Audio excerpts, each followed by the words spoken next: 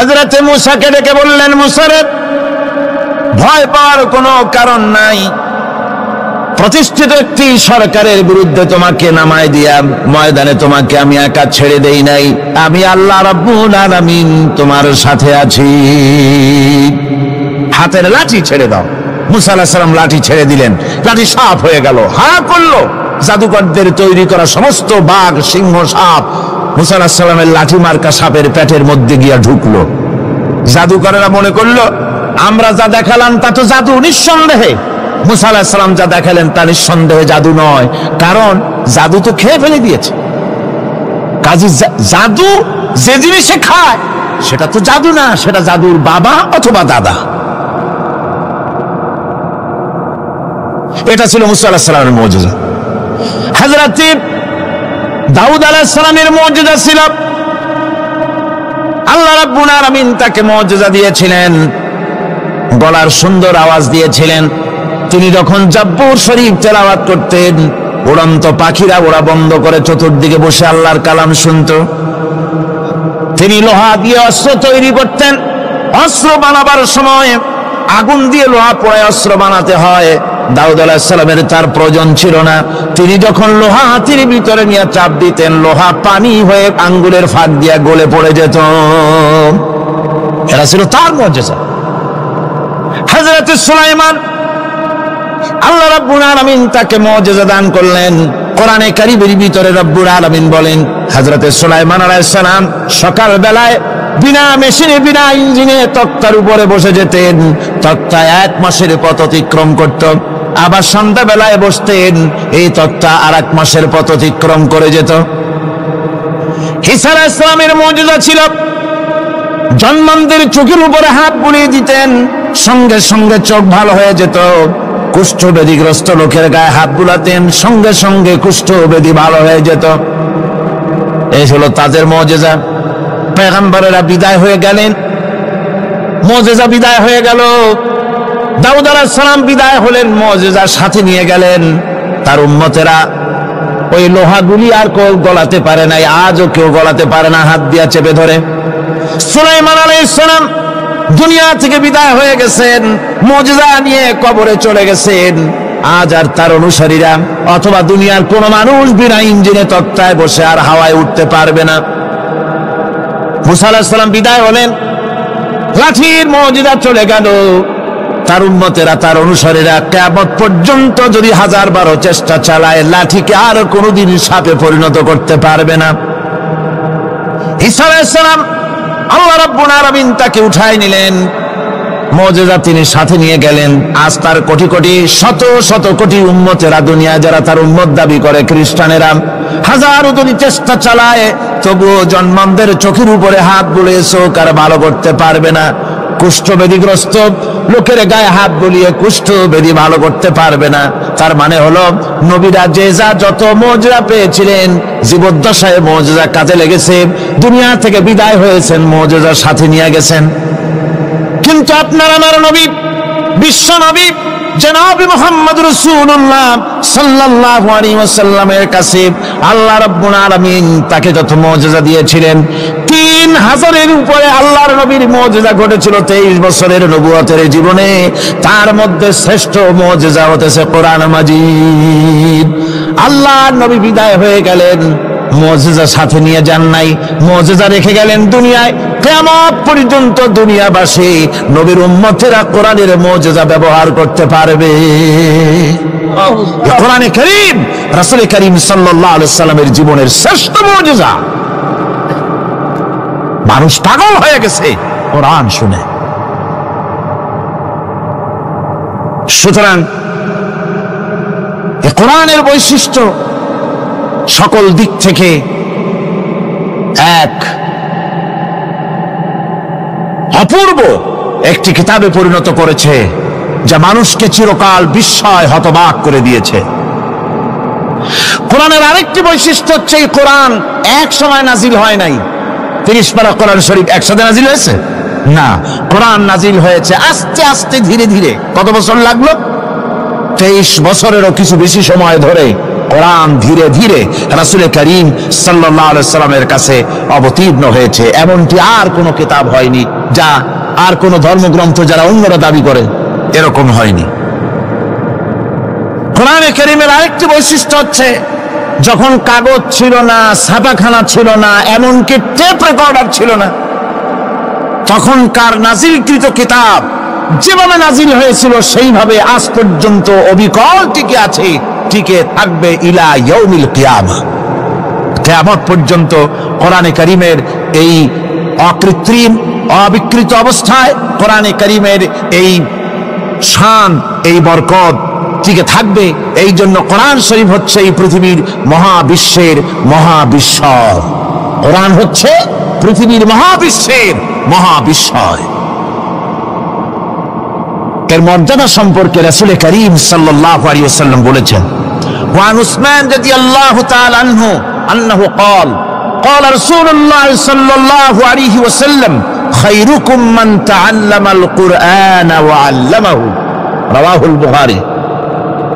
আল্লাহর নবী বলেন, তোমাদের মধ্যে সর্বোত্তম ব্যক্তি সেই, তোমাদের ভিতরে ভালো ব্যক্তি, উত্তম ব্যক্তি সেই যে ব্যক্তি নিজে কোরআন শেখে আর অন্যকে শেখায়। কোরআন যে শেখে আর অন্যকে যে শিখায় সেই ব্যক্তি হলো তোমাদের মধ্যে সর্বোত্তম ব্যক্তি, ভালো ব্যক্তি। সুবহানাল্লাহ পড়েন। কোরআনে কারীমের এই মর্যাদা সম্পর্কে রাসূল করিম সাল্লাল্লাহু আলাইহি ওয়াসাল্লাম বলেছেন, দুই ব্যক্তিকে, দুই শ্রেণীর লোককে ঈর্ষা করা যায়। অমুকে বিরাট বাড়ি করেছে, সে বাড়ি থেকে হিংসা হয়, আমি ওরকম বাড়ি করব, অমুকের মতো নেতা হব, অমুকের মতো বড় লোক হতে হবে। পরশ্রী কাতরতা অথবা ঈর্ষা করা, এরকমের ঈর্ষা করা জায়েজ নাই। রাসূলুল্লাহ বলেছেন, দুই ব্যক্তির সঙ্গে ঈর্ষা করা যায়। আন ইবনে ওমর রাদিয়াল্লাহু তাআলা আনহু আন্নাহু قال قال رسول الله صلى الله عليه وسلم لا حسد الا على الاثنين। দুই ব্যক্তি ছাড়া অন্য কারো সাথে হিংসা করা যায় না, রিস্ক করা যায় না। কোন কোন ব্যক্তি?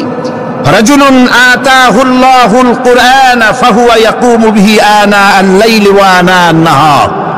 ওই ব্যক্তির সঙ্গে হিংসা করা যায়, হিংসা করা যায় যে ব্যক্তিকে আল্লাহ পাক কোরআনের ইলম দান করেছেন, সে ব্যক্তি দিন রাত কোরআন তেলাওয়াত করে, কোরআনের উপরে আমল করে, কোরআনের উপরে থাকে, মানুষকে কোরআনের দাওয়াত দেয়। ওই লোকের সাথে ঈর্ষা করা দরকার যে তার মতো হতে চায়। ওয়ারাজুলুন আতাহুল্লাহু মালান ফাহুয়া ইউনফিকু মিনহু আনা আল-লাইলি ওয়া আনা আন-নাহার। মুত্তাফাকুন আলাইহি। বুখারী মুসলিমের হাদিস। রাসূলুল্লাহ বলছেন, অন্য আরেক ব্যক্তি হচ্ছে যে ব্যক্তিকে আল্লাহ পাক মাল দিয়েছেন, সম্পদ দিয়েছেন, ওই ব্যক্তি তার মাল আর সম্পদকে দিন রাত দুহাতে আল্লাহর রাস্তায় খরচ করে। তার মতো হওয়ার জন্য তার সাথে ঈর্ষা করা যেতে পারে। আমার বন্ধুগণ, এই কোরআন হচ্ছে এমন এক কিতাব যে কোরআনকে নিয়ে যারা অগ্রসর হয় আল্লাহ তাদেরকে বাড়ায় দেন, আর কোরআনের সাথে যারা হিংসা করে, বিদ্বেষ করে, আল্লাহ তাদেরকে অধঃপাতিত করে দেন। عن عمر بن الخطاب رضي الله تعالى عنه أنه قال قال رسول الله صلى الله عليه وسلم إن الله يرفع بهذا الكتاب أقواما ويضع به آخرين رواه مسلم। হযরত ওমর রাদিয়াল্লাহু তাআলা আনহু বলছেন যে আল্লাহ পাক এই কোরআনের সাহায্যে এক শ্রেণীর লোককে প্রতিষ্ঠিত করবেন দুনিয়ার বুকে, এবং আখিরাতেও আরেক শ্রেণীর লোককে করবেন অধঃপাতিত। যারা কোরআনের সাথে বিরোধিতা করবে, তারা যদি হিরো হয় আল্লাহ তাদেরকে জিরো বানাবেন। কি বানাবেন? জোরে কোন কি বানাবেন? জিরো বানিয়ে দিবেন। আর কোরআনকে নিয়ে যারা আগ বাড়ে, তারা যদি জিরো হয় আল্লাহ পাক তাদেরকে কি বানায় দেন? কোরআনের সাথে বিরোধিতা আজকের নতুন কিছু নয়, আবহমান কাল থেকে কোরআনের সাথে চলছে বিরোধিতা। বিশ্বকবি, কবি সম্রাট আল্লামা ইকবাল, আল্লাহ তাকে জান্নাতুল ফেরদাউস নসিব করুন, সবাই বলুন আমিন। আল্লামা ইকবাল বলেছেন, সতীজা কর রহা হ্যায় আসল সে তাইমরোজ, সতীজা কর রহা হ্যায় আসল সে তাইমরোজ, চরাগে মুস্তফা বি সে শরারে বুলহবিস। মুহাম্মদ সাল্লাল্লাহু আলাইহি ওয়াসাল্লামের দীপ শিখার সাথে, আল্লাহর দ্বীনের সাথে আবু জাহাল, আবুল আবের অগ্নিস্ফুলিঙ্গের সংঘর্ষ আবহমান কাল থেকে লেগে এসেছে, কিন্তু ওদের এই অগ্নিস্ফুলিঙ্গের টক্কর লেগে মুহাম্মদ সাল্লাল্লাহু আলাইহি ওয়াসাল্লামের টিম টিম করে জ্বলে ওঠা এই প্রদীপটি প্রচন্ড ঝড়ো হাওয়ার মুখে, টর্নেডো আর গর্কির মুখে নিভে যায়নি, জ্বলছে, জ্বলবে কিয়ামত পর্যন্ত। এটাকে নিভাবার ক্ষমতা বিশ্বের কোনো মানুষের নাই। থু দিয়ে কেউ যদি নিভাতে চায়, চেহারা শুদ্ধ, মাথা শুদ্ধ, পুড়ে ছাই হয়ে যাবে, কোরআনের আলোকে নির্বাপিত করতে পারবে না।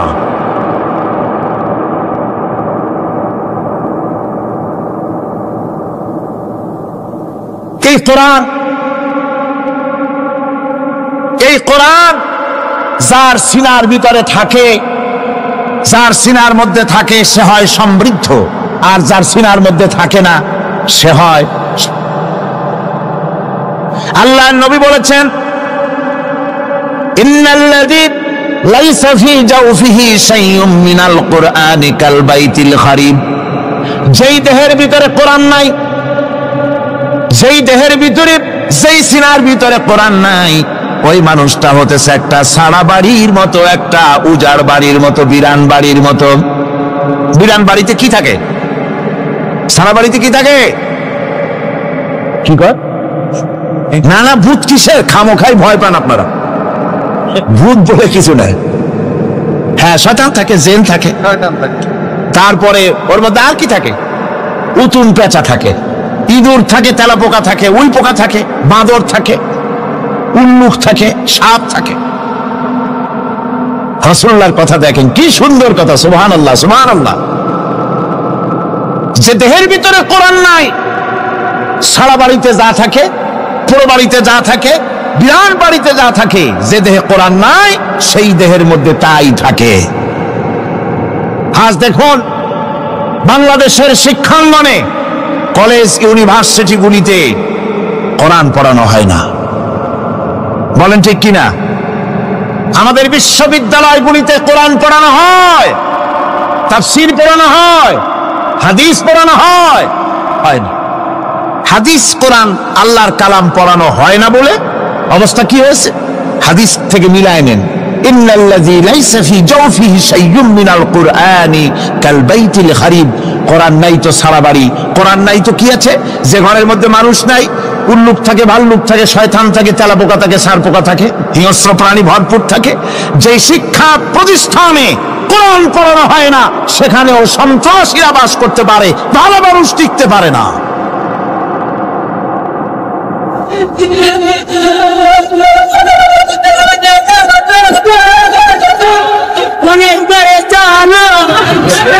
এই জন্য কোরআন যেখানে পড়া হয় না সেটা কবরের তুল্য, কোরআন যেখানে তেলাওয়াত হয় না সেটা কিসের তুল্য? কবরের তুল্য। আল্লাহর নবী বলেছেন, আন আবি হুরায়রা রাদিয়াল্লাহু তাআলা আনহু আন্নাহু ক্বাল ক্বালা রাসূলুল্লাহ সাল্লাল্লাহু আলাইহি ওয়াসাল্লাম লা তাজআলু বুয়ুতাকুম মাকাবির। রাওয়াহু মুসলিম। আল্লাহর নবী বলেন, তোমাদের ঘরগুলিকে তোমরা কবর বানাইও না। অর্থাৎ যে ঘরের মধ্যে কোরআনে কারীম তেলাওয়াত হয় না সেটা কবরের সমতুল্য, কবরের সমতুল্য। আগে আমাদের ঘর সমূহে যখন ছোট ছিলাম তখন দেখতাম ঘরে ঘরে কোরআন তেলাওয়াত হতো, ঠিক না? প্রত্যেকটা ঘরের জানালা দিয়া সকালবেলা আওয়াজ আসতো, আউযু বিল্লাহি মিনাশ শাইতানির রাজিম, বিসমিল্লাহির রাহমানির রহিম। তেলাওয়াতের আওয়াজ ভেসে আসতো। আজ আর এই অবস্থা নাই। আজ ভদ্রলোকের বাড়ির সামনে দিয়ে হেঁটে যাবেন, সকালবেলা কিসের তেলাওয়াত? জলমের ঘুম ঘুমায়, পাইকারি দরে ঘুমায়, ফজরের নামাজ নাই। শহরের অবস্থা, অধিকাংশ বাড়িতে ফজরের নামাজ হয় না। রিসেন্টিনার মাধ্যমে, আগে তো শুধু বাংলাদেশের ছবি, রিসেন্টিনার মাধ্যমে সারা পৃথিবীর শয়তানি আর বদমাশি ঘরে বসে গেলা যায়।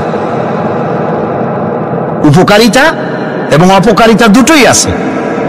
নিউজ দেখা যায়, সাথে সাথে আবার নিউজের সাথে আরো বাজে কিছু দেখা যায়। এগুলো দেখতে দেখতে রাত শেষ হয়ে আসে, ঘুমায় জনমের মতো, এক ঘুমে বেলা 9টা আর 10টা। কিসের ফজরের নামাজ আর কি এর কোরআন শরীফ তেলাওয়াত কর। এরপরে উঠলো 9টা 10টার সময়, উঠে তারপরে গানের মাস্টার এসে গেছে, তখন ইতিমধ্যেই গানের মাস্টার এসে গেছেন।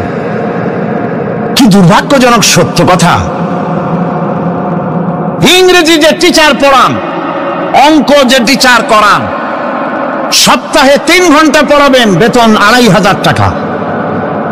আর প্রতিদিন সকালবেলা এসে যদি কোনো মুসলমান কোনো একজন মৌলভী সাহেব, হাফেজ সাহেবকে রাখেন কোরআন তেলাওয়াত করাবার জন্য, কোরআন পড়াবার জন্য সন্তানকে, প্রতিদিন আসতে হবে, প্রতিদিন 2 ঘন্টা পড়াতে হবে, আর মাসের শেষে বেতন 500 টাকা। কোরআনে কারীমের সাথে এই আচরণ বেশি হয়েছে। আমি বেশি বলে ফেলেছি। যাদের অভিজ্ঞতা আছে তারা বলছেন 200 টাকা। এরপরে অঙ্ক ইংরেজি তো কাজে লাগে, ভালো কথা। তারপরে গানের মাস্টার আসছেন, তিনি শেখাবেন কি?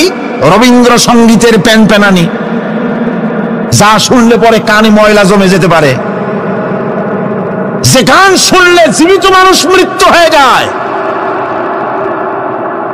নজরুলের কথা শেখানো হবে না, তাহলে সেটা হবে সাম্প্রদায়িকতা। গানের মাস্টারকে, নাচের মাস্টারকে 5,000 টাকা, 10,000 টাকা পর্যন্ত বেতন দেওয়া হয়। এ জাতির জন্য আল্লাহর রহমত কেমনে আসবে? কি কারণে আসবে? কোরআনের সাথে এই বেয়াদবি আমরা করেছি। ঘরগুলিকে, আজকে আমাদের ঘরগুলিকে আমরা কবরস্থানে পরিণত করে দিয়েছি। কোরআন তেলাওয়াত হচ্ছে না। আমার বন্ধুগণ, কোরআন তেলাওয়াত করুন, বেশি বেশি তেলাওয়াত করুন, ঘরকে জীবিত করুন, সন্তানকে তেলাওয়াত করান, আপনি নিজেও তেলাওয়াত করেন। কোরআনে কারীম যারা তেলাওয়াত করবেন তাদের সম্পর্কে আল্লাহর নবী বলেন, মান ক্বারাআল কুরআনা ফাস্তাযহারাহু ফাহাল্লা হালালাহু ওয়া হারামা হারামাহু আদখালাহুল্লাহুল জান্নাহ। আল্লাহর নবী বলেন, যে ব্যক্তি কোরআন শরীফ তেলাওয়াত করবে এবং কোরআনের হালাল অনুযায়ী হালালকে মেনে চলবে, হারাম অনুযায়ী হারাম থেকে ফিরে থাকবে, এরকম কোরআনের উপরে যে তেলাওয়াত করবে আর আমল করবে, আল্লাহ রাব্বুল আলামিন কিয়ামতের দিন তাকে জান্নাতের ভিতরে প্রবেশ করাবেন। শুধু বেহেশতে যাবে না, ওয়া শাফাহু ফি আশরাতিন মিন আহলি বাইতিহি কুল্লুহুম কাদ ওয়াজাবাত লাহুন নার। নবীজি বলেন, এই কোরআনে কারীমের বরকতে কিয়ামতের দিন ওই ব্যক্তি তার রক্ত সম্পর্কিত 10 জন আত্মীয়র ব্যাপারে সুপারিশ করার জন্য তৌফিক পাবে আল্লাহর দরবারে। এমন 10 ব্যক্তি, যেই 10 ব্যক্তির জন্য হিসাবের পরে জাহান্নাম ওয়াজিব হয়ে গিয়েছিল, এমন 10 ব্যক্তি সম্পর্কে কোরআনের তেলাওয়াতকারী আর আমলকারী আল্লাহর দরবারে সুপারিশ করার জন্য পারমিশন পাবেন। এমন নিয়ামত, সেই নিয়ামত থেকে আমরা বঞ্চিত হয়ে যাচ্ছি। আমি বলি না যে আপনারা কলেজ ইউনিভার্সিটিতে ছেলেদের পড়তে দিবেন না, আমি তা বলি না। তারা কলেজ ইউনিভার্সিটিতে বিলক্ষণ পড়াশোনা করুক, কিন্তু তাদেরকে কোরআন শরীফ শিখান। লক্ষ লক্ষ টাকা খরচ করলেন ছেলের পেছনে, কিন্তু কোরআন শিখালেন না। আপনি মরে গেলে আপনার জানাজাটা পড়বে, এ তৌফিকও সে পেল না। জানাজার ইমামতি তো দূরের কথা, জানাজার নিয়ত জানে না, পাক পবিত্রতা জানে না। বাপ মরে গেছে, সে তখন ছিল মার্কেটে, শুনলো বাপ মরছে, তাড়াতাড়ি জানাজায় শরীক হতে হবে। প্যান্টও পাক নাই, যেহেতু পেশাবের যখন বেগ এসেছিল দেওয়ালের পাশে দাঁড়াইয়া কাম সারছে, ধোয়া মোছার কাম নাই, মাথায় টুপি নাই, নাক মোছা রুমাল ছিল পকেটে, রুমালটা মাথায় দিয়া দাঁড়ায় গেল। আল্লাহু আকবার। বাপের কপালে যা আছে তাই হোক। তারপরে বাপ মরে গেছে, কান্না শুরু করেছে। যেদিন মরছে সেদিন কানতেছে, পরের দিনও একটু মুখ মলিন কান্দে। নাম বল্টু মিয়া। তার আবার এক বন্ধু আছে, তার নাম শান্টু মিয়া। শান্টু মিয়া বলছে, মিয়া বল্টু কান্দো কেন? বাপ মরে গেছে। এগুলো বাঁচে নাকি? এগুলো মরিয়ে যায়। আমার একটা ছিল, ওটাও মরছে। চিরকাল কারো বাপ থাকেন, সুতরাং এত মন খারাপ কেন? আসো, ইন্ডিয়া থেকে ভালো একটা বই আসছে, সেইটা দেখে এত আনন্দ পাবে। বাপ তো বাপ, 14 গোষ্ঠী মরলেও মনের দুঃখ মুছে যাবে। এরপরে বাড়ি এনে তাকে সিনেমার ছবি দেখানো হলো। ছবি সে দেখলো, ফেরার সময় বাপের কবরের কাছ থেকে যাওয়ার সময় দাঁড়িয়ে গেল ক্ষণিকের জন্য। আহারে বাপ, বিদায় হয়ে গেলা, কি দেব তোমারে? কিছু তো নাই আমার কাছে, তাই সারা রাত ধরে যা কিছু দেখলাম এগুলি তোমার আমল নামায় দিয়ে গেলাম। জোরে কর নাউজুবিল্লাহ। আমি সমস্ত পিতাদেরকে বলতে চাই, সন্তানদেরকে কোরআন শিখান, কাজে লাগবে। কোরআন শিখালে কাজে লাগবে। কোরআন শরীফ মুখস্থ করে, বেশি করে মুখস্থ করেন কোরআনে কারীম, আপনার ফায়দা হবে। হযরত ওমর রাদিয়াল্লাহু তাআলা আনহু বর্ণনা করছেন যে রাসূল কারীম সাল্লাল্লাহু আলাইহি ওয়াসাল্লাম বলেছেন, ইউকালু লিসাহিবিল কুরআনি ইকরা ওয়ারাত্তিল কামা কুনতা তুরাত্তিলু ফিদ দুনিয়া। কিয়ামতের দিন জান্নাতীদেরকে, বেহেশতীদেরকে আল্লাহ রাব্বুল আলামিন বলবেন, কোরআন শরীফ তেলাওয়াত করো আর উপরের দিকে উঠতে থাকো। কোরআনে যেভাবে দুনিয়ার বুকে কোরআনে কারীম তুমি মুখস্থ করেছিলে, ধীরে ধীরে তেলাওয়াত করতে, ওইভাবে ধীরে ধীরে কোরআন তেলাওয়াত করো আর উপরের দিকে উঠতে থাকো। আল্লাহ পাক বলতে থাকবেন, উপরের দিকে ওঠো, তেলাওয়াত করো আর ওঠো। উঠতে উঠতে যেই জায়গা গিয়ে তোমার তেলাওয়াত শেষ হয়ে যাবে, জান্নাতের ওই জায়গাটা তোমার জন্য বরাদ্দ হবে। আবু দাউদ শরীফের হাদিস। জান্নাতের ওই জায়গাটা তোমার জন্য বরাদ্দ হবে। এখন যাদের শুধু সূরা ইখলাস আর সূরা কাউসার মুখস্থ, তারা তো দুই পা আগাই বসে যাবে, উঠতে পারবেন না। বেশি বেশি মুখস্থ করেন, হাফেজে কোরআন হন অথবা হাফেজের মতো হন। বেশি বেশি মুখস্থ করেন সূরা ইয়াসিন, সূরা দুখান, সূরা রহমান, সূরা ওয়াকিয়া, সূরা মুজাম্মিল, এই সমস্ত সূরা, বেশি সূরা আল আরাফ, সূরা কাহাফ, সূরা মারিয়াম ইত্যাদি মুখস্থ করেন। কিয়ামতের দিন কাজে লাগবে। জান্নাতের অত উঁচায় উঠতে পারবেন। হাফেজে কোন জায়গায় যাবে? সুবহানাল্লাহি ওয়া বিহামদি। 30 পারা কোরআন যার সিনার ভিতরে, জান্নাতের কোন জায়গাটা আল্লাহ তাকে বরাদ্দ করবেন? সুবহানাল্লাহ, সুবহানাল্লাহ। কোরআনে কারীমকে মুখস্থ করুন, বেশি করে মুখস্থ করুন। কোরআনে কারীমকে বেশি করে তেলাওয়াত করুন। এই কোরআনে কারীমকে যারা বেশি করে তেলাওয়াত করবে, তেলাওয়াত করতে গিয়ে যারা আল্লাহর কাছে কিছু চাওয়ার সময় পাবে না, তাদের সম্পর্কে রাসূল কারীম সাল্লাল্লাহু আলাইহি ওয়াসাল্লাম বলেছেন হাদিসে কুদসি।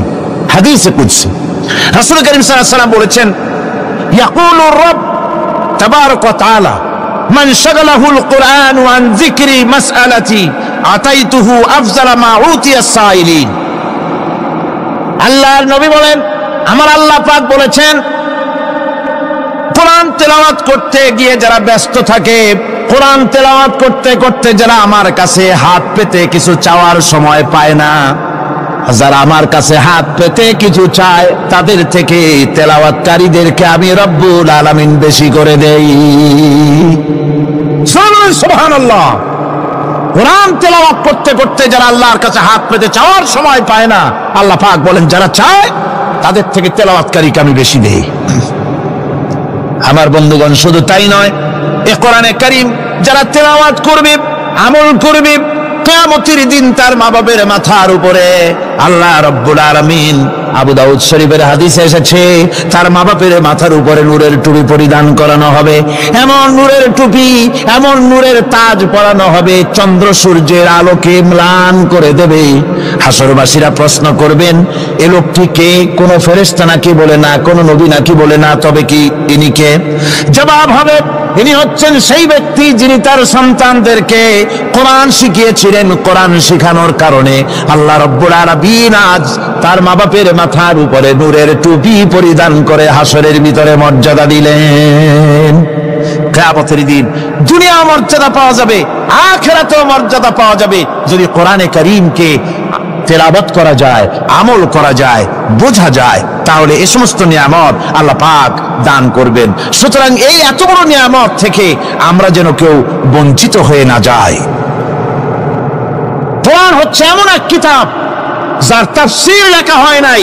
পৃথিবীতে এমন কোনো ভাষা নাই, পৃথিবীর উল্লেখযোগ্য সবগুলি ভাষায় কোরআনে কারীমের তাফসীর লেখা হয়েছে, কিন্তু কোন মুফাসসির আজ পর্যন্ত কথা বলেন নাই যে আমি যে তাফসীর লিখছি এর চাইতে ভালো তাফসীর আর কেউ লিখতে পারেও না আর পারবেও না, এটা শেষ, আর তাফসীর লেখা লাগবে না। এ কথা কেউ বলতে পেরেছে? জোরে বলেন, পেরেছে?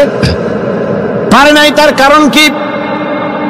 আল্লাহ রাব্বুল আলামিন বলেন, قُلْ لَوْ كَانَ الْبَحْرُ مِدَادًا لِكَلِمَاتِ رَبِّي لَنَفِدَ الْبَحْرُ قَبْلَ أَن تَنفَدَ كَلِمَاتُ رَبِّي وَلَوْ جِئْنَا بِمِثْلِهِ مَدَدًا।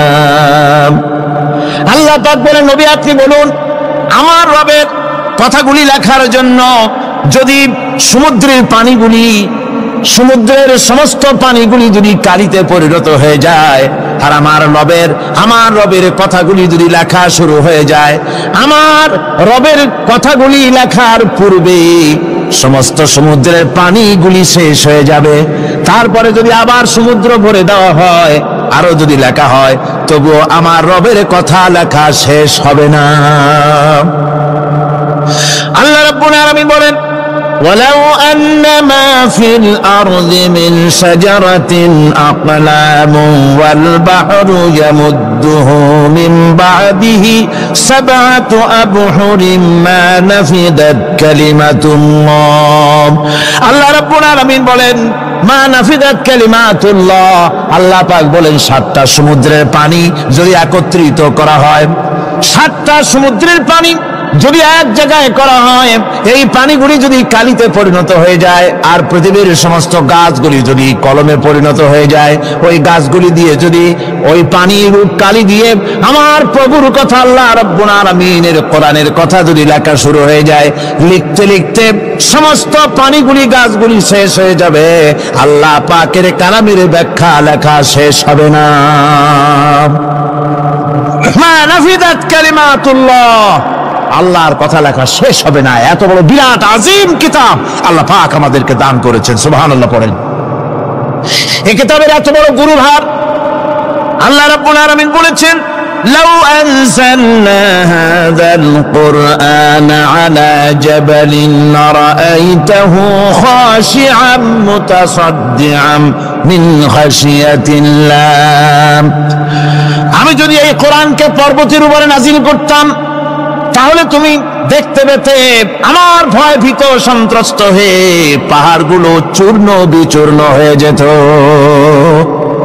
এত বড় আসিম কিতাব আমি তোমাদেরকে দান করেছি, যার গুরুভার বহন করতে কেউ রাজি হয়নি, পাহাড় পর্বত কেউ রাজি হয়নি, মানুষ রাজি হয়েছে। এই মানুষের উপরে আমি এটা অবতীর্ণ করেছি, গোটা বিশ্ববাসীর সামনে এই কিতাব আমি দিয়েছি তোমাদেরকে, এর দ্বারা হেদায়েত তোমরা গ্রহণ করবে। কিয়ামতের দিন আল্লাহর এই বিরাট নিয়ামত আমাদেরকে দান করলেন, আমরা এই নিয়ামতের না শকর করেছি, অর্থাৎ এই কোরআনকে আমরা ব্যবহার করেছি সঠিকভাবে করি নাই, বেঠিকভাবে করেছি। প্রথম দিন দ্বিতীয় দিন আমি বলেছি কোরআন শরীফকে শুধু তাবিজ তুমারের জন্য, শুধু সওয়াবের জন্য তেলাওয়াত করেছি। আসলে শুধু সওয়াবের জন্য তো আসেনি কোরআন। কোরআন বুঝতে হবে, আমল করতে হবে, তবে না শান্তি পাবো। আপনি যদি, কোরআন হচ্ছে মানুষের জীবন সমস্যার সমাধানের গ্রন্থ। ওষুধ খেলে রোগ ভালো হয়। ওষুধ খেলে কি হয়?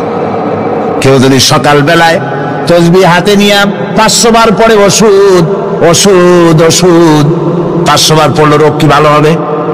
বরং রোগ আরো বাড়তে পারে চিল্লাইতে চিল্লাইতে।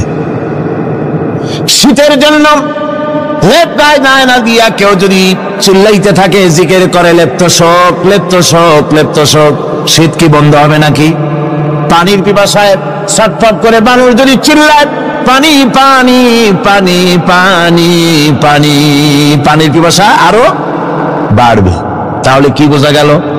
পিপাসা লাগলে পানি পান করতে হবে, শীত লাগলে কম্বলটা গায়ে দিতে হবে, রোগ হলে ওষুধটা খেতে হবে, তাহলে সব সমস্যার সমাধান হবে। অনুরূপ ভাবে আমরা শুধু কোরআনে কারীমকে তেলাওয়াত করি সওয়াবের নিয়তে, তার হুকুমগুলি জীবনের উপরে আমল করি না বলে আজকের জীবন আমাদের বিপর্যস্ত হয়েছে। ব্যক্তিতে, পরিবারে, রাষ্ট্রে শান্তি নাই, কোথাও শান্তি নাই এই কারণে। আর কিয়ামতের দিন রাসূল আসামি করবেন তাদেরকে যারা কোরআন অমান্য করেছে। রাসূল হবেন বাদী। বাদী হবেন কে? যারা বলেন কে বাদী হবেন? রাসূল। আসামি হবে কারা? যারা কোরআন ছেড়ে দিয়েছে। আল্লাহ রাব্বুল আলামিন বলেন, وقال الرسول يا رب إن قومي اتخذوا هذا القرآن مهجورا। কিয়ামতের দিন রাসূল আল্লাহর দরবারে ফরিয়াদ করবেন, আয় আমার রব, আয় আমার আল্লাহ তাআলা, এই সমস্ত লোকগুলি তোমার কালামকে, তোমার কোরআনকে অপ্রয়োজনীয় জিনিস বলে তারা পরিত্যাগ করেছিল। কোরআনকে অপ্রয়োজনীয় মনে করেছে, কোরআনের সাথে ঠাট্টা করেছে, বিদ্রুপ করেছে। কোরআন শিক্ষা ভিক্ষার ঝুলি শেখার বুলি মনে করেছে। কোরআনের কোনো মূল্য দেয় নাই, কোরআনের কোনো দাম দেয়নি, কোরআনের সাথে ঠাট্টা করেছে, কোরআনের আইনের সাথে ঠাট্টা করেছে, বিদ্রূপ করেছে। আমার বন্ধুগণ, কিয়ামতের দিন যখন এরা উপস্থিত হবে আল্লাহর দরবারে, আল্লাহ রাব্বুল আলামিন কোরআনের সাথে যারা ঠাট্টা করেছে, বিদ্রূপ করেছে, কোরআনের আইনকে নিয়ে যারা ঠাট্টা বিদ্রূপ মজাক উড়াইছে, কিয়ামতের দিন তাদেরকে বলা হবে ওয়াকিলাল ইয়াওমা নানসাকুম কামা নাসিতুম লিকা ইয়াউমিকুম হাযা। কিয়ামতের দিন আল্লাহ রাব্বুল আলামিন কোরআনের ঠাট্টাকারী, কোরআনের বিদ্রূপকারী, কোরআনের আইনের অমান্যকারীদেরকে বলবেন আমি আজকে তোমাদের ভুলে গেলাম, যেমন করে তোমরা এই দিনে আমার সঙ্গে সাক্ষাৎকারের কথা ভুলে গিয়েছিলে। তোমরা যেমন আমার আজকের এই কিয়ামতের দিনের কথা যারা ভুলে গিয়েছিলে, আজকে আমিও তোমাদেরকে ভুলে গেলাম। এরপরে কি হবে? ওয়ামাওয়াকুমুন নার ওয়া মা লাকুম মিন নাসিরিন। আল্লাহ পাক বলেন এরপরে এদের জায়গা হবে জাহান্নাম, আর এদের সাহায্যকারীও কেউ থাকবে না, জাহান্নামে চিরকাল থাকতে হবে। এটা এই জন্য যে তারা আল্লাহর কোরআনের সঙ্গে ঠাট্টা করেছে, বিদ্রূপ করেছে, কোরআনের আইন মানে নাই, কোরআনের আইনকে অমান্য করে চলেছে। এই জন্য কিয়ামতের দিন আল্লাহ রাব্বুল আলামিন তাদেরকে শাস্তি প্রদান করবেন। কোরআন পৃথিবীর বুকে আল্লাহ নাজিল করেছেন, শুধু তেলাওয়াত করবেন ঝুলে ঝুলে, এজন্য নয়। কি জন্য নাজিল হলো? এবার উদ্দেশ্য শুনুন। আল্লাহ পাক বলেন আর রহমান আল্লামাল কোরআন। আল্লাহ রাব্বুল আলামিন তিনি হলেন এমন দয়াবান, এমন রহমান, যিনি কোরআন শিখালেন। কি কারণে শিখালেন? কোরআন নাজিলের উদ্দেশ্য কি? আল্লাহ পাক বলেন ইন্না আনজালনা ইলাইকাল কিতাবা বিল হাক্কি লিতাহকুমা বাইনান নাসি বিমা আরাকাল্লাহ। আল্লাহ পাক বলেন এই কিতাব আমি আপনার প্রতি অবতীর্ণ করেছি এই জন্যে যাতে করে আপনি আল্লাহর প্রদর্শিত এই বিধান অনুযায়ী মানুষের উপরে বিচার ফয়সালা করতে পারেন। মানুষের উপরে আইন চলবে আল্লাহ। কার আইন? জোরে বলেন কার আইন? আলা লাহুল খালক ওয়াল আমর। সৃষ্টি যার, আইন চলবে কার? আল্লাহ পাক বলেন এই জন্য নাজিল করলাম, কোরআন নাজিল করেছি যাতে করে কোরআনের আইন দিয়ে বিচার ফয়সালা করতে পারেন, সেই জন্য কোরআন নাজিল করলাম। আসলে আল্লাহর নবীর এই পৃথিবীতে আগমনের উদ্দেশ্য ওটাই ছিল। হুয়াল্লাযী আরসালা রাসূলাহু বিল হুদা ওয়া দীনিল হক লিইয়ুযহিরাহু আলাদ-দীনি কুল্লিহি ওয়া কাফা বিল্লাহি শাহীদা। আল্লাহ রাব্বুল আলামিন বলেন আমি আমার রাসূলকে দ্বীনে হক, সত্যের বিধান সহকারে দুনিয়ায় প্রেরণ করেছি। লিইয়ুযহিরাহু আলাদ-দীনি কুল্লিহি আয় লিইয়ুগলিবাহু আলা সাইরিল আদিয়ান। সমস্ত আদিয়ানে বাতিলের উপরে আমার দিনকে বিজয়ী করে দেওয়ার জন্য আমি রাসূলের কাছে কিতাব সহকারে তাকে অবতীর্ণ করেছি। এ দায়িত্ব শুধু মুহাম্মদ সাল্লাল্লাহু আলাইহি ওয়াসাল্লামের ছিল না, দুনিয়ার উপরে আল্লাহর দিন কায়েম করা, আল্লাহর বিধান অনুযায়ী মানুষের বিচার ফয়সালার দায়িত্ব শুধু মুহাম্মদ সাল্লাল্লাহু আলাইহি ওয়াসাল্লামের ছিল না, সমস্ত নবীদের ছিল। কাদের ছিল? সব নবীদের ছিল। فبعث الله النبيين مبشرين منذرين وأنزل معهم الكتاب بالحق ليحكم بين الناس। আল্লাহ পাক বলেন সমস্ত নবীদের কাছে আমি কিতাব অবতীর্ণ করেছি এই জন্য যে তারা সহজ এবং সোজা পথে যারা চলতে চায় তাদেরকে তিনি সুসংবাদ দিবেন, আর বাঁকা পথে যারা চলবে তাদেরকে তিনি জাহান্নামের ভীতি প্রদর্শন করবেন। আর আমি তার উপরে যে কিতাব অবতীর্ণ করেছি এই কিতাব দিয়ে জনগণের উপরে বিচার ফয়সালা করবে। আইন চলবে আল্লাহর কিতাব দিয়ে। আইন চলবে কি দিয়ে? আল্লাহর কিতাব দিয়ে। আল্লাহর কিতাব অনুযায়ী জনগণকে পরিচালিত করবেন। এই জন্য আমি এই কোরআনকে নাজিল করেছি, অতীত এই কিতাবগুলি নাজিল করেছি। কুল ইয়া আইয়ুহান নাসু ক্বাদ জাআকুমুল হাক্কু মির রাব্বিকুম আল্লাহ পাক বলেন, নবী আপনি বলে দেন, আপনি বলুন, হে মানব সকল, আল্লাহর পক্ষ থেকে তোমাদের জন্য মহাসত্য এসেছে, এই মহাসত্য যদি অনুসরণ করো তোমাদের জন্য কল্যাণকর হবে। ওমান দাল্লা ফাইন্নামা ইয়াদুল্লু আলাইহা, আর যদি কোরআনকে অমান্য করো, আল্লাহর কিতাবকে অমান্য করো, তাহলে তোমাদের জন্য অকল্যাণ হবে। আজ আপনারা বলেন, আল্লাহর কিতাবের আইন কি আমাদের দেশে চলে? কোরআনের আইন কি চলে? চলে না। কোরআনের আইন চলে না। আমরা কি খুব শান্তিতে আছি? খুব আরামে আছি? শ্রমিকরা তাদের শ্রমের মূল্য পায়, কৃষক তার উৎপাদিত পণ্যের সঠিক দাম পায়, নারী তার সতীত্বের মর্যাদা পায়, জনগণ কি আরামে ঘুমাতে পারে? না, জনগণ রীতিমতো দুবেলা পেট পুরে সমস্ত জনগণ খেতে পারে। এর একমাত্র কারণ হচ্ছে কোরআনের আইনকে অমান্য করা হয়েছে। ভালো করে কান পেতে শুনুন, আল্লাহ রাব্বুল আলামিন কোরআনে কারীমের মধ্যে পরিষ্কার করে বলেছেন, ওয়ামান লাম ইয়াহকুম বিমা আনজালাল্লাহু ফাউলাইকা হুমুল কাফিরুন।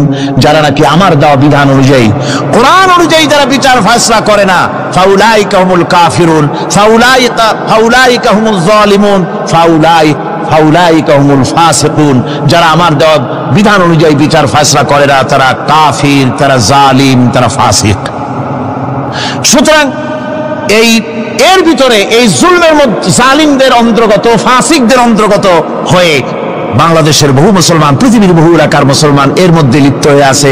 কোরআনের আইন চালু না করলে পরে, কোরআনের আইন না মানলে পরে জালিম হতে হবে, কাফির হতে হবে, ফাসিক হতে হবে। অর্থাৎ যতখানি না মানবে ততখানি এই বিশেষণে বিভূষিত হতে হবে। আমার বক্তব্য হচ্ছে, কোরআনে কারীম পৃথিবীতে এসেছে শাসন করতে দুনিয়াকে। তার মধ্যে রয়েছে রাজনীতি, অর্থনীতি, সব কিছু।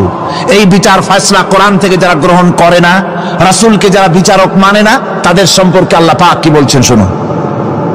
فلا وربك لا يؤمنون حتى يحكموك فيما شجر بينهم ثم لا يجدوا في أنفسهم حرجا مما قضيت ويسلموا تسليما। আল্লাহ রাব্বুল আলামিন বলেন, সালাম রব্বিক, কখনো নয় হে নবী, আপনার রবের কসম, কখনোই নয়, ওরা মুমিন নয় যারা নাকি তাদের জীবনের সব কিছুর ব্যাপারে যতক্ষণ পর্যন্ত আপনাকে বিচারক না মানে, আপনার দেওয়া ফয়সালাকে গ্রহণ না করে, এবং আপনি বিচার করার পর ফয়সালা দেওয়ার পরে এটার উপরে দ্বিধাহীন চিত্তে মেনে যতক্ষণ না নিবে, ততক্ষণ পর্যন্ত তারা যত ঈমানের দাবি করুক, তারা আসলে মুমিন না। এ ফতোয়া কার? এ ফতোয়া কার? আল্লাহ রাব্বুল আলামিনের ফতোয়া। কখনো মুমিন হতে পারবে না যারা রাসূলুল্লাহকে ফয়সালাকারী হিসেবে গ্রহণ না করবে, কোরআনকে সংবিধানের উৎস হিসেবে গ্রহণ না করবে। ربنا ظلمنا أنفسنا وإن لم تغفر لنا وترحمنا لنكونن من الخاسرين ربنا لا تزغ قلوبنا بعد إذ هديتنا وهب لنا من لدنك رحمة إنك أنت الوهاب। أي الله تعالى হাজার হাজার মুসলমান নরনারী ঠান্ডাকে উপেক্ষা করে তোমার দ্বীনের কথা শোনার জন্য, কোরআনে কারীমের কথা শোনার জন্য এই মাঠে এসে হাজির হয়েছে। আল্লাহ তুমি দয়া করে মেহেরবানি করে আলোচনার সওয়াবটুকু হুজুরে পুরনূর সাল্লাল্লাহু আলাইহি ওয়াসাল্লামের রূহ মুবারকে পৌঁছে দাও। রব্বুল আলামিন, আমাদের মধ্য থেকে যাদের মা বাপ দুনিয়া থেকে জনমের মতো বিদায় হয়ে গেছে, আল্লাহ কবরে যদি আযাব থাকে দয়া করে আযাব মাফ করে দাও। আল্লাহ আমাদের মা বাপের উপরে তোমার রহমত নাজিল করো। রব্বিরহামহুমা কামা রাব্বায়ানি সগীরা, রব্বিরহামহুমা কামা রাব্বায়ানি সগীরা। হে আল্লাহ রাব্বুল আলামিন, এই মাহফিলে যত লোক আছি আমরা, কার কোন ব্যাধি আছে, রোগ আছে, আমরা তুমি ভালো করে জানো। আমাদের প্রত্যেকের ব্যাধিকে তুমি শিফায়ে আজলা দান করে দাও। اللهم حبب إلينا الإيمان وزينه في قلوبنا وكره إلينا الكفر والفسوق والعصيان واجعلنا من الراشدين ربنا تقبل منا إنك أنت السميع العليم وتب علينا إنك أنت التواب الرحيم سبحان ربك رب العزة عما يصفون وسلام على المرسلين الحمد لله رب العالمين واجعل آخر كلمتنا عند الموت لا إله إلا الله محمد رسول